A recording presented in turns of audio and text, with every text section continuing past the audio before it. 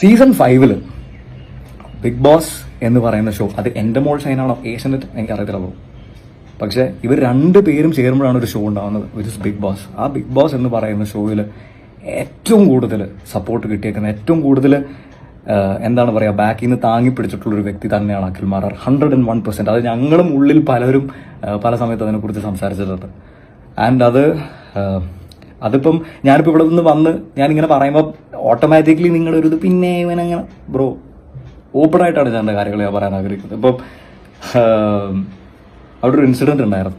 ഒരു എന്താ പറയുക, ഒരു ഫിസിക്കൽ അസോൾട്ട് എന്നൊക്കെ പറയുന്ന ഒരു പരിപാടി അവിടെ ഉണ്ടായിരുന്നു. അപ്പം ഒരാളെ വന്ന് ഈ പറയുന്ന പോലെ ഒരു ഫിസിക്കലി ഒരു പരിപാടി ചെയ്തു. അപ്പം തന്നെ മറ്റേ ആൾ ഫ്ലിപ്പായിട്ട് മറ്റേ ആൾ പോയി ഞാൻ പറഞ്ഞു പറ്റത്തില്ല, ഇയാളെ പുറത്താക്കണം എന്ന് പറഞ്ഞ് കുറേ നേരം ഒരു സംഭവം ഉണ്ടായിരുന്നു. ഫൈനലി ഇയാൾ ക്ഷമിച്ചു.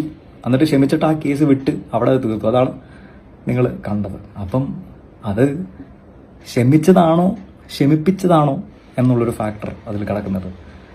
അപ്പം ഞാനതിൽ കൂടുതൽ ഡീറ്റെയിൽഡായിട്ട് പോകാനോ ഇത് ചെയ്യാനോ ഭയങ്കരമായിട്ട് ഞാൻ ആഗ്രഹിക്കുന്നില്ല. പക്ഷെ അവിടെ വേറൊരു വ്യക്തി അവിടെ ഇരിപ്പുണ്ടായിരുന്നു ഇതെല്ലാം കണ്ടുകൊണ്ട്. ഒരു വർഷത്തിന് മുമ്പ് അതേ വ്യക്തിക്ക് സംഭവിച്ചൊരു കാര്യമാണ് അയാളുടെ കൺമുന്നിൽ അയാൾ കാണുന്നത്.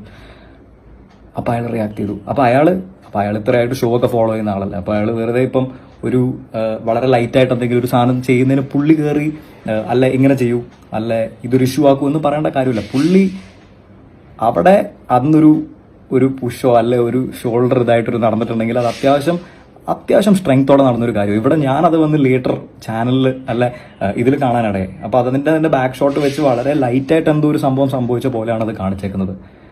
പക്ഷേ അത് കഴിഞ്ഞ പാടെ എല്ലാവരും പുള്ളിനെ വന്ന് പിടിക്കുന്നുണ്ട്, ഇങ്ങനെ ചെയ്യരുതെന്നും പറഞ്ഞു. അപ്പം നിങ്ങൾ മനസ്സിലാക്കേണ്ടത് ഡെഫിനറ്റ്ലി അതൊരു ഹാർഷായിട്ട് പുള്ളി ചെയ്തൊരു കാര്യം തന്നെയാണ്. അതിൻ്റെ ഏറ്റവും വലിയ ഒരു പ്രൂഫ് തന്നെയാണ് അവിടെ നിന്നൊരാൾ നേരത്തെ ഈ പറയുന്ന ഈ ഷോ ഇത്രയും കണ്ട് ഇത്രയധികം ആൾക്കാർ മറ്റേ ഈ ഷോയിൽ ഏറ്റവും ഭയങ്കരമായിട്ട് ഇഷ്ടപ്പെടുന്ന ഒരാൾ തന്നെ അത് കണ്ട് പുള്ളിക്ക് സംഭവിച്ചൊരു പരിപാടിയാണെന്നും പറഞ്ഞ് പുള്ളി ഭയങ്കരമായിട്ട് അവിടെ മറ്റേ രോക്ഷമായി സംസാരിച്ച് പുള്ളി അവിടെ നിന്ന് ഇതൊക്കെ ചെയ്ത് പിന്നെ പോയി. അപ്പം ഞാൻ അതിൻ്റെ ഇതിലോട്ട് പോകുന്നില്ല. പക്ഷേ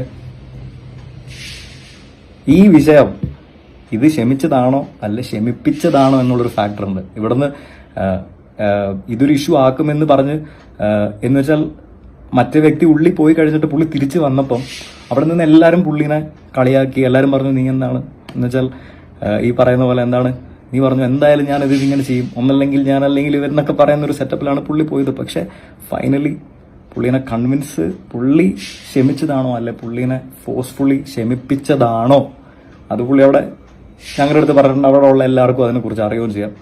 അപ്പം ഞാനതിൽ കൂടുതൽ ഡിഗിൻ ചെയ്യാനും ഞാൻ ആഗ്രഹിക്കുന്നില്ല.